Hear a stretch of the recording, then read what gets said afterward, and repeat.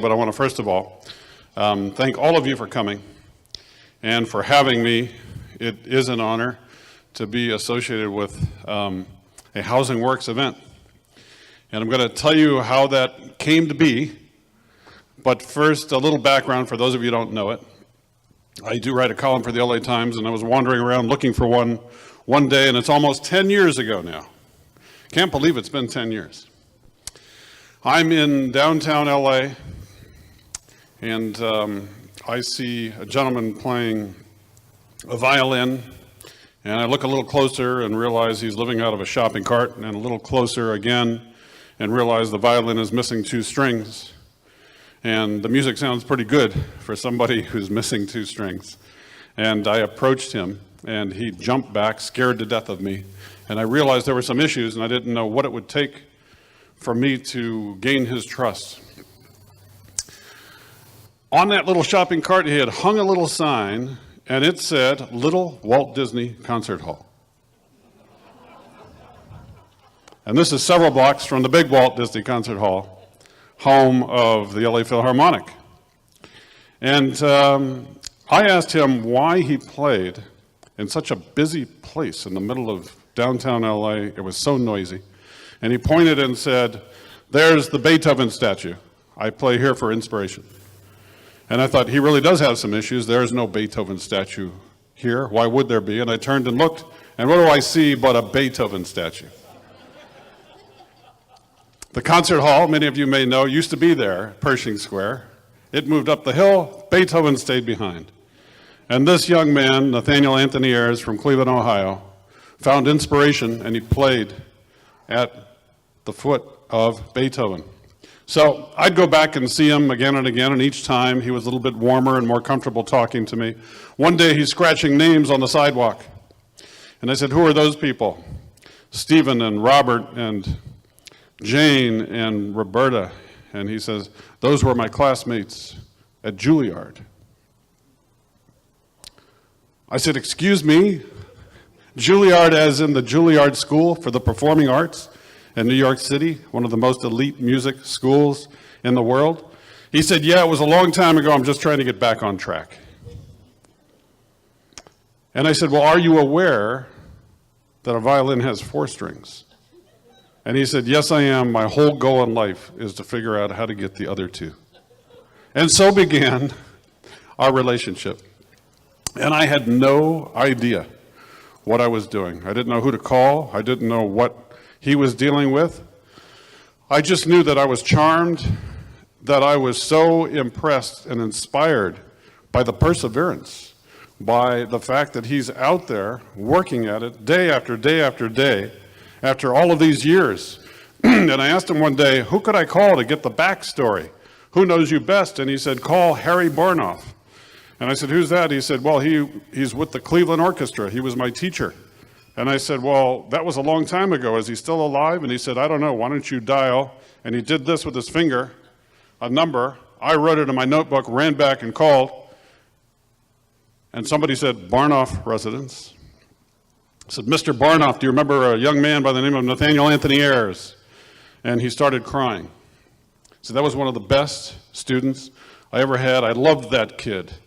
He had such potential. And I asked what happened, and he said, well, he made it to Juilliard through nothing but hard work, desire. And he got there and was doing so well. And in the 3rd year, began to hear things that other people were not hearing, see things that other people did not see.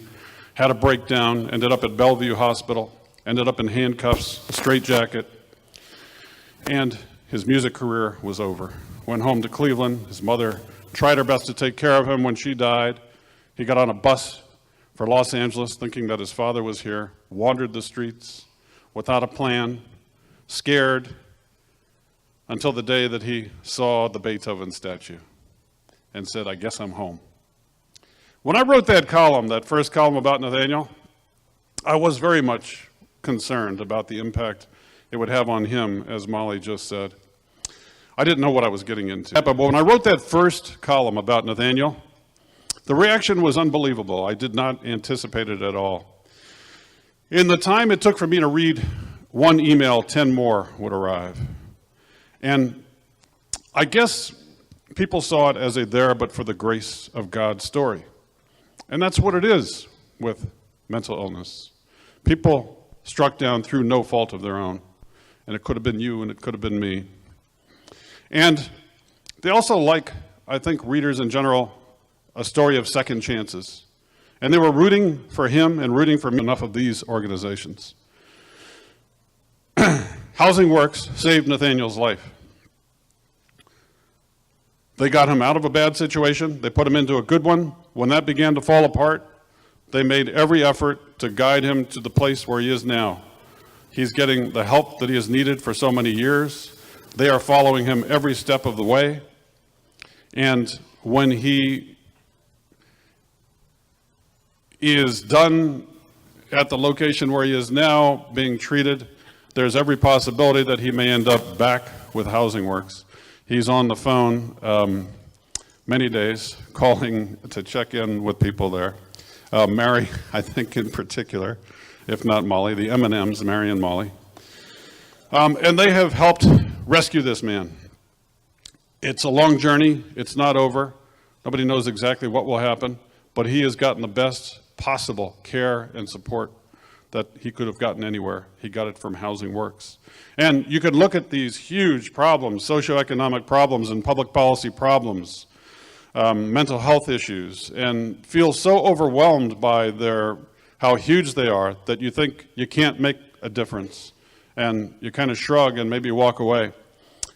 Housing Works exists as a reminder to us all that we can make a difference, and each and every one of us holds in our hands the power to contribute to an organization that rescues lives every day, that saves people, that returns their humanity and dignity to them.